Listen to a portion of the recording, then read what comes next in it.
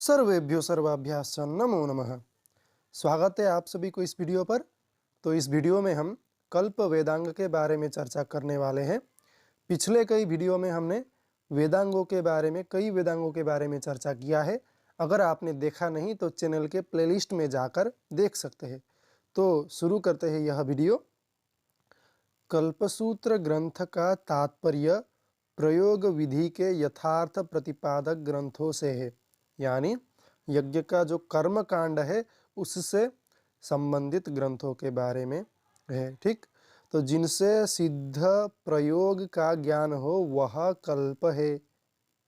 सिद्ध प्रयोगों के बोधक होने के कारण कल्प अनुष्ठान के साधन होते हैं। ठीक, तो जिन ग्रंथों में यज्ञ संबंधी विधियों का समर्थन या प्रतिपादन किया जाता है उन्हें कल्प कहते हैं, आचार्य सायण ने बताया है। जिन ग्रंथों में वैदिक कर्मों का सांगोपांग विवेचन किया जाता है उन्हें कल्प कहते हैं। कल्प सूत्र के मूलतः 4 भेद होते हैं: श्रौत सूत्र, गृह्य सूत्र, धर्म सूत्र और सुलभ सूत्र। तो सभी वेदों के श्रौत सूत्र, गृह्य सूत्र, धर्म सूत्र और सुलभ सूत्र के बारे में हम देखने वाले हैं।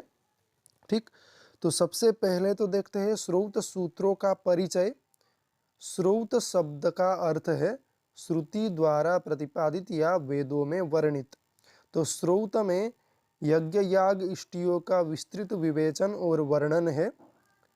दर्श पूर्णमास याग, सोमयाग, वाजपेय याग, राजसूय याग, अश्वमेध याग, श्रोत्रामणीय याग आदि का विवेचन श्रौत सूत्र में प्राप्त होता है।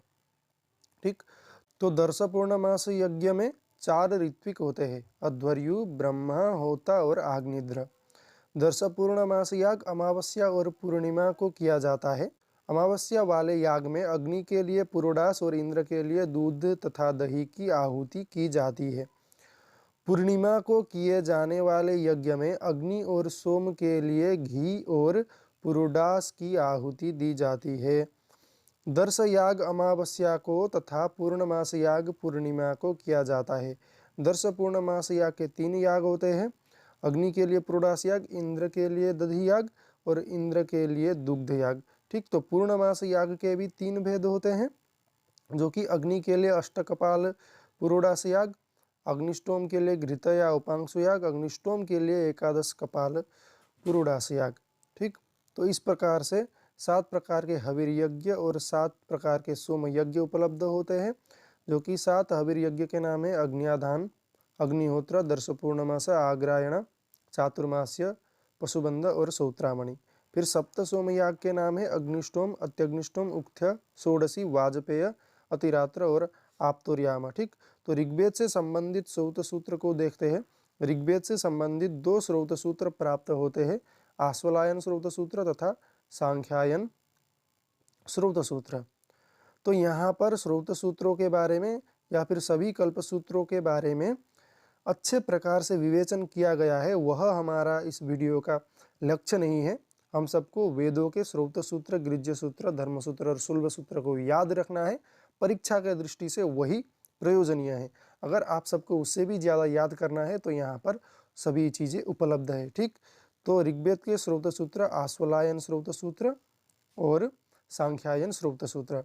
तो शुक्ल यजुर्वेद के श्रौत सूत्र है कात्यायन श्रौत सूत्र। फिर कृष्ण यजुर्वेद के श्रौत सूत्र है बौधायन श्रौत सूत्र, आपस्तंभ श्रौत सूत्र, सत्यसाड़ श्रौत सूत्र, वैखानस श्रौत सूत्र।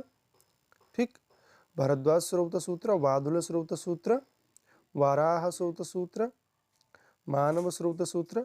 इस प्रकार से तो सामवेदीय श्रौत सूत्र देखते हैं कि आर्षेय कल्प सूत्र इस प्रकार से प्राप्त होता है। ठीक, तो क्षुद्र कल्प सूत्र सामवेद का है, लाट्यायन श्रौत सूत्र सामवेद का है।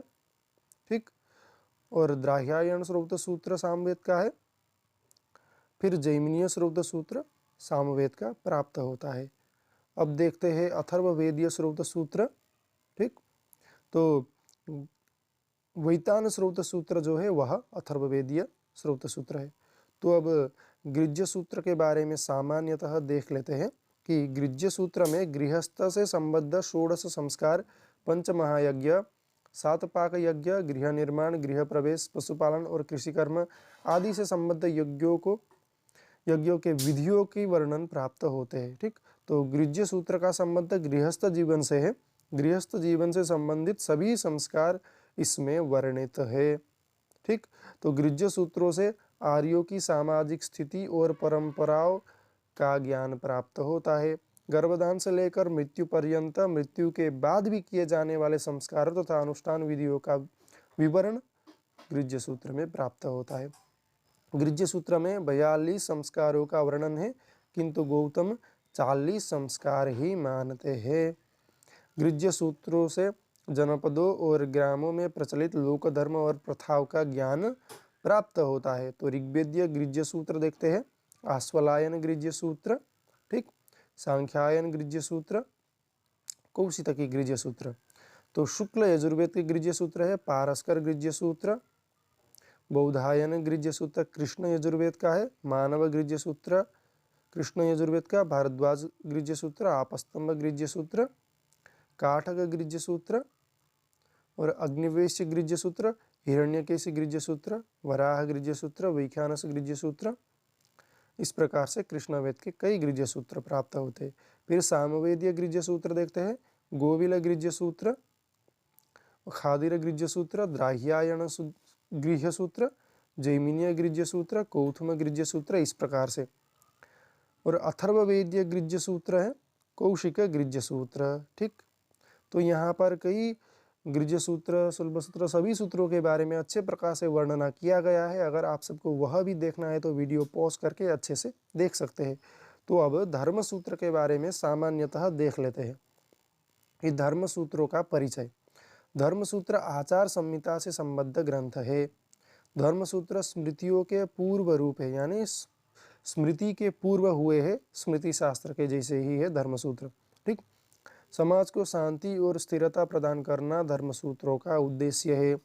कर निर्धारण, कर के प्रकार, कर का उपयोग, संपत्ति विभाजन, स्त्री धन का स्वरूप आदि विषयों का वर्णन धर्म सूत्र में प्राप्त होता है। तो ऋग्वेद के धर्म सूत्र है वशिष्ठ धर्म सूत्र, विष्णु धर्म सूत्र। यजुर्वेद के धर्म सूत्र है हारित धर्म सूत्र, बौधायन धर्म सूत्र, ठीक, आपस्तंभ धर्म सूत्र। और सामवेद के धर्म सूत्र गौतम धर्म सूत्र। और सुलभ सूत्रों का परिचय सामान्यतः देख लेते हैं कि सुलभ सूत्र गणित शास्त्रीय वैज्ञानिक ग्रंथ है, यानी सबसे पहले गणित का चर्चा तो सुलभ सूत्र में ही मिलता है, इस प्रकार से माना जा सकता है। सुलभ सूत्र में गणित शास्त्र के अंग, ज्यामितीय शास्त्र से संबद्ध अनेक प्रमेय दिए गए हैं।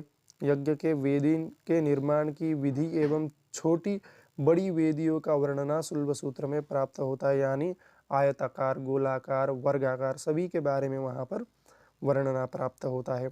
सुलभ शब्द का अर्थ है रस्सी यानी रज्जु। रेखा गणित की दृष्टि से सुलभ सूत्रों का काफ़ी महत्व है, ठीक, यानी ज्यामिति की दृष्टि से काफ़ी महत्व है। तो अभी बौधायन सुलभ सूत्र जो है यह यजुर्वेदीय सुलभ सूत्र है। तो आपस्तंभ सुलभ सूत्र भी यजुर्वेदीय सुलभ सूत्र है, यह कृष्ण यजुर्वेदीय है, ठीक।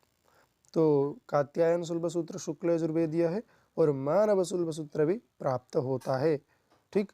तो इस प्रकार से आप सबको केवल सूत्रों के नाम और किस वेद से संबद्ध है वही याद रखने से पर्याप्त हो जाएगा। अगर उससे भी ज़्यादा विषय आप सबको जानना है तो यहीं पर वीडियो पॉज करके देख सकते हैं।